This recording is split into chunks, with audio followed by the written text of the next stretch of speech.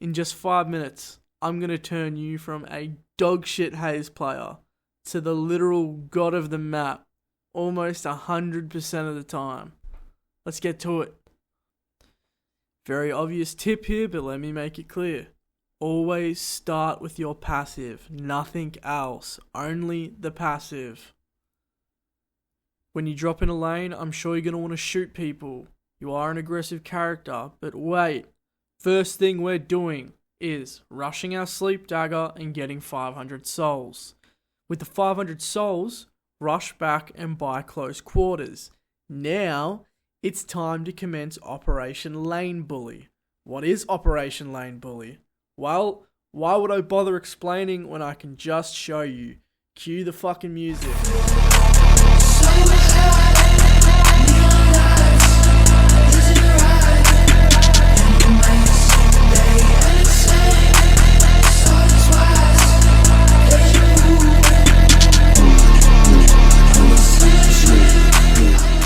It's this sleep dagger and charge melee combo followed by laser beaming is what allows Haze to dominate so much in the early game.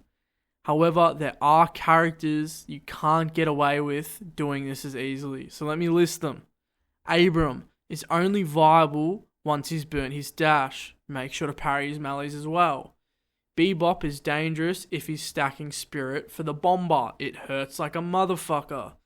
McGinnis, until they nerf this bitch, do not, I repeat, do not even try playing an aggressive lane. Just farm. And lastly, Warden. He should be approached with a bit of caution. You can easily pull it off, but you just have to make sure that you have enough stamina to get out of his stuns range. Another caution I would offer. Duo lanes are much more difficult as Haze. Assume you won't get 1v1s and save your dagger for isolating opponents or looking for escapes. And in my opinion, the best case scenario is to switch lanes and play a 1v1. Unless you're actually playing with a duo that you know. Then proceed with the motherfucking plan, baby. I'm sure you want some important tech. Well, let me give up a little bit of it. Always get your passive to level 3 before anything else is upgraded. I feel like a lot of people make this mistake. I see it in a lot of builds as well. They tell you to path into other shit. No. Instantly. You want 5 fucking points all the way. Just jam them right into your passive. That's all that matters. After you've upgraded your passive, you can consider rushing the second tier of your smoke bomb for a massive movement speed buff. I'd only use if you want more map pressure or more farming. Otherwise, go for your ult. Keep your eyes on the 3000 soul mark. This is a big moment for Haze in her current form, because her ultimate is almost 100% of the time a freebie. Use it unsparingly in lane and try to pick up that free +1 kill on cooldown. Be mindful though, there are some things that can cancel it. It's a bit fucking annoying.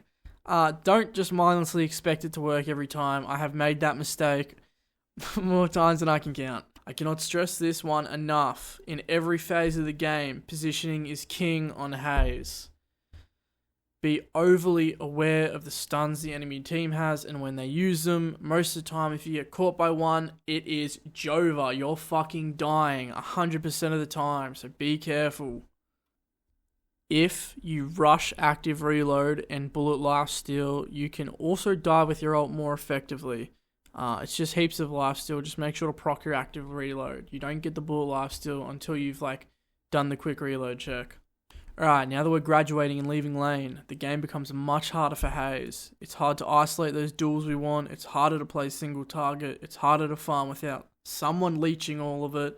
And unless you dominated in your lane, it's easy to feel like you've flatlined a little bit here. So, we want to offset this by hard farming and staying safe. This is often easier said than done, so put it into practice using these key ideas. The lane next to you and the lane you are in must both have their zip lines to at the same point.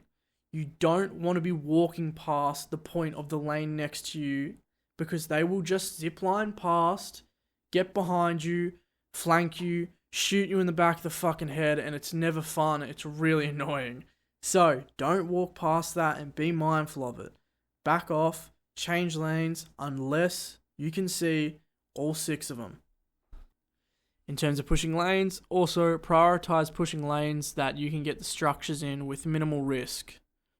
Moving more towards fighting if you get caught up in it. Never ever be in front of your teammates. It does not matter how low an enemy is, how badly you want that kill. It doesn't matter if they called you shit, they egoed you in lane. Do not go past your teammates. You want to be at the back and you want to be beaming people. That's all you want to do.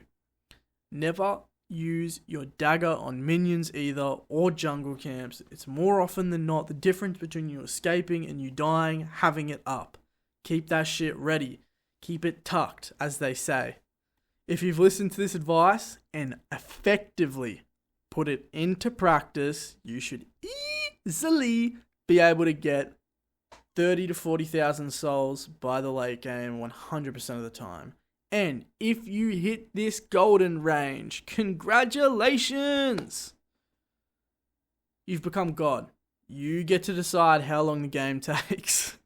You should literally be unkillable unless you get altered by Molten Krill, altered by Wraith, stunned by Seven, stunned by Warden, and then you think you get away, and then suddenly Paradox slows you, and Seven's stun that's better than Wraith's ult is off cooldown, and then suddenly Abram spawns into the game, and he slams you into a wall, and then Lash appears, and he pulls you into the sky, and he drops you on your fucking head, and then anyway, if you die, if you lose, it's not my fault. It's because you're shit at the game. I hope you enjoyed the video.